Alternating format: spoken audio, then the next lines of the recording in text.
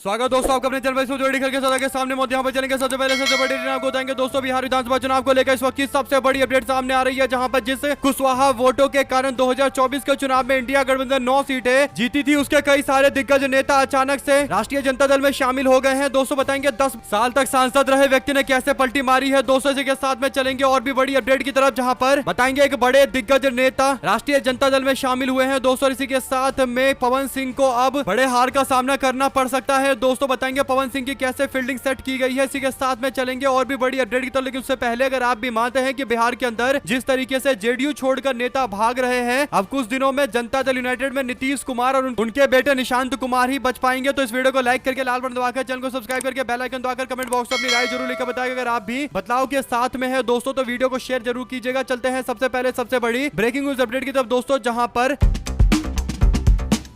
जब 2024 के चुनाव के नतीजे सामने आए दोस्तों, तो इंडिया गठबंधन ने बिहार के अंदर 9 सीटें जीत ली, जिसके बाद इस बात को लेकर चर्चा चल रही थी कि आखिर जिस बिहार में कभी 39 कभी 40 सीटें एनडीए गठबंधन जीता करती थी, अचानक से एनडीए गठबंधन को 9 सीटों का नुकसान क्यों हुआ। तो इसके पीछे सबसे बड़ा कारण यह था दोस्तों की जातीय समीकरण इंडिया गठबंधन के पक्ष में थे, यानी इंडिया गठबंधन ने पहली बार कुशवाहा समाज के लोगों को अपने साथ में लाने का प्रयास किया और उसका फल इंडिया गठबंधन को मिला। अमूमन माना जाता था कि कुशवाहा समाज के लोग एनडीए गठबंधन को वोट देंगे, लेकिन राष्ट्रीय जनता दल ने कुशवाहा समाज के वरिष्ठ नेताओं को अपनी पार्टी में शामिल कराया। दोस्तों नतीजा ये रहा कि काराकाट की विधानसभा सीट से लेफ्ट पार्टी के कुशवाहा समाज के सांसद चुनाव जीत गए। दोस्तों ऐसे ही टोटल 9 सीटों पर कुशवाहा समाज के वोट बड़ी संख्या में इंडिया गठबंधन, राष्ट्रीय Janata Dal, Congress party, left party को मिले, जिसका असर बीजेपी के चुनाव पर पड़ा और अब विधानसभा चुनाव में भी अति पिछड़ा वर्ग के लोगों को साधने का प्रयास कांग्रेस पार्टी कर रही है और राष्ट्रीय जनता दल 2024 के चुनाव की तरह कुशवाहा समाज को साथ में रखने के लिए मैदान में उतर आई है। दोस्तों कुशवाहा समाज के वरिष्ठ नेता और पूर्णिया से लगातार 10 साल तक सांसद रहे सांसद संतोष कुशवाहा ने राष्ट्रीय जनता दल का दामन थामा है। दोस्तों उनको जनता दल यूनाइटेड की नेत्री और मंत्री लेसी सिंह के सामने मैदान में उतारा जाएगा। लेसी सिंह के खिलाफ चुनाव लड़ाने के लिए उनको विधानसभा सीट धामदाह से मैदान में उतारा जा रहा है। दोस्तों धामदाह के अंदर जो जातीय गणित है वो राष्ट्रीय जनता दल के नए नए नेता बने संतोष कुशवाहा जो पूर्व सांसद है दोस्तों, उनके लिए काफी ज्यादा अनुकूल है। धामदाह का सामाजिक गणित कुछ इस प्रकार है, जहाँ पर कुशवाहा समाज के 16% मतदाता है, जबकि यादव समाज के 15%, मुस्लिम समाज के 15%, दलित समाज के 18% और टोटल अति पिछड़ा समाज के 19% और टोटल सवर्ण समाज के 13% और टोटल जो अन्य जातियां हैं उनके 4% है। तो अगर आप सिंपल सा कैलकुलेशन करके देखेंगे दोस्तों, तो संतोष कुशवाहा को खुद कुशवाहा समाज से होने के नाते अपने समाज का समर्थन मिलेगा। तो 16% कुशवाहा समाज, 15% यादव समाज, 15% मुस्लिम समाज को मिला देंगे तो लगभग 46% के आसपास उनको वोट शेयर मिलने जा रहा है दोस्तों, और बाकी 2-4% तो इधर उधर से भी आ जाएंगे, तो टोटल 50+ वोट शेयर का वो आराम से हासिल करके ये सीट राष्ट्रीय जनता दल और इंडिया गठबंधन के खाते में डालने जा रहे हैं और एक मंत्री को जोरदार तरीके से चुनाव हराने की पूरी तैयारी हो गई है। अगर आप भी मानते हैं कि कुशवाहा समाज के लोगों को साथ में लाकर राष्ट्रीय जनता दल और कांग्रेस पार्टी एक बहुत बड़ा कदम उठा रही है, इससे समीकरण पलटेंगे, तो अपनी राय जरूर लिख कर बताएगा। साथ साथ दोस्तों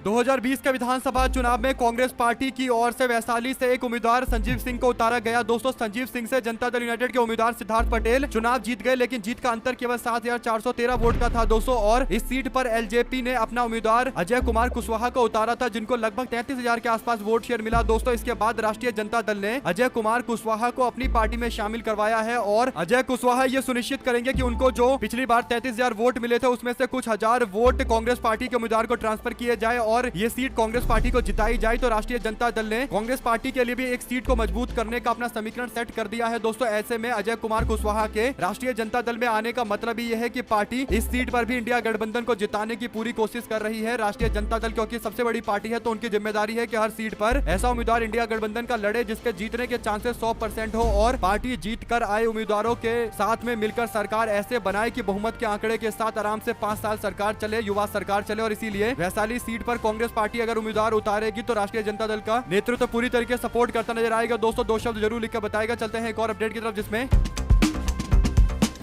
बिहार के दरभंगा में जनता दल यूनाइटेड के पूर्व जिला अध्यक्ष गोपाल मंडल ने जनता दल यूनाइटेड के महानगर के अध्यक्ष दीदार हुसैन चांद अंसारी सहित कई और प्रमुख लोगों के साथ में राष्ट्रीय जनता दल का दामन थामा है। दोस्तों जैसा कि आप लोग तस्वीरों में देख सकते हैं, भारी संख्या में लोगों का हुजूम देखने को मिल रहा है। ये सबके सब लोग राष्ट्रीय जनता दल में शामिल हो गए हैं। दोस्तों मंडल जनता दल यूनाइटेड के जिला अध्यक्ष रह चुके हैं और वो जानते हैं कि दरभंगा में जनता दल यूनाइटेड की इकाई किस तरीके से काम करती है और संगठन को आगे बढ़ाने का पहले भी काम कर चुके हैं, तो उन्हें पता है कि संगठन कैसे से काम करता है। अब देखना यह है कि क्या जनता दल यूनाइटेड किसी नए चेहरे पर यहाँ पर दाव लगाएगा और क्या राष्ट्रीय जनता दल गोपाल मंडल के साथ में आगे बढ़ते हुए उनको किसी सीट से यानी दरभंगा की किसी सीट से चुनावी मैदान में उतारेंगे। ये भी एक बड़ा सवाल है दोस्तों। इसी के साथ में चलते हैं एक और बड़ी अपडेट की तरफ, जहां पर उपेंद्र कुशवाहा की पार्टी में शामिल हुए पवन सिंह के लिए मुश्किलें बढ़ गई है। दोस्तों पवन सिंह की पत्नी पहले पवन सिंह से न्याय की मांग कर रही थी, लेकिन इस पर कोई असर नहीं पड़ा, तो आखिरकार उन्होंने फैसला लिया है कि अब वो खुद चुनावी मैदान में उतरेंगे। दोस्तों पवन सिंह की पत्नी ज्योति सिंह जनसुराज पार्टी के नेता से मुलाकात करने के लिए यानी प्रशांत किशोर से मुलाकात करने के लिए बिहार में उनके कार्यालय पहुंची है दोस्तों, जहां पर बातचीत चल रही है। कुछ रिपोर्ट ये बता रही है कि उनको काराकाट से चुनावी मैदान में उतारा जा सकता है। और प्रशांत किशोर से जब ये सवाल पूछा गया दोस्तों, तो उनका भी जवाब आया है। प्रशांत किशोर ने कहा कि वो किसी राजनीतिक मकसद से यहाँ नहीं आई है। उनके अपने शब्दों में उनके साथ बड़ा अन्याय हुआ है। वो चाहती है कि बिहार की किसी महिला को ऐसा ना सहना पड़े। कुल मिलाकर प्रशांत किशोर इसे राजनीतिक नहीं बताकर मामले पर अपने आप को दूर करने की कोशिश कर रहे हैं, लेकिन सबको पता है कि ये 20 मिनट बातचीत जो हुई है प्रशांत किशोर के साथ में जरूर पवन सिंह के सामने मैदान में उतारने को लेकर चर्चा की गई है। दोस्तों काराकाट से चुनाव लड़ेंगी ज्योति सिंह, इसमें कोई दो राय नहीं है। अगर आप भी मानते हैं कि ज्योति सिंह अगर चुनावी मैदान में उतरती हैं तो यहाँ पर त्रिकोणीय मुकाबला देखने को मिलेगा। पिछली बार जब काराकाट के विधानसभा चुनाव हुए थे तो सीपीआई माले के अरुण सिंह ने चुनाव जीता था दोस्तों। भारतीय जनता पार्टी ने यहाँ से राजेश्वर राज को मैदान में उतारा था और जो अंतिम आंकड़े थे दोस्तों उसके अनुसार लगभग 18,000 के वोटों के अंतर से यहाँ पर सीपीआई माले के अरुण सिंह चुनाव जीते थे। ऐसे में अगर पवन सिंह को उपेंद्र कुशवाहा यहाँ से चुनाव लड़वाते हैं तो फिर जनसुराज पार्टी भी ज्योति सिंह को मैदान में उतारेगी और इसका मतलब है कि पूरी तरीके से स्टार वॉर यहाँ पर होता दिखाई देगा। हालांकि सीपीआई माले के नेता अरुण सिंह एक अच्छे विधायक है दोस्तों और उनको क्षेत्र में एक बड़े नेता के तौर पर जाना जाता है, तो इसीलिए उनको हरा पाना काफी मुश्किल का काम है। लेकिन ये जो स्टार वॉर होगा इसका फायदा तीसरे व्यक्ति को भी मिल सकता है। ये भी एक बड़ी चर्चा है। जो भी आपकी राय है लिखकर जरूर बताएगा दोस्तों। चलते हैं एक और अपडेट की तरफ, जहां पर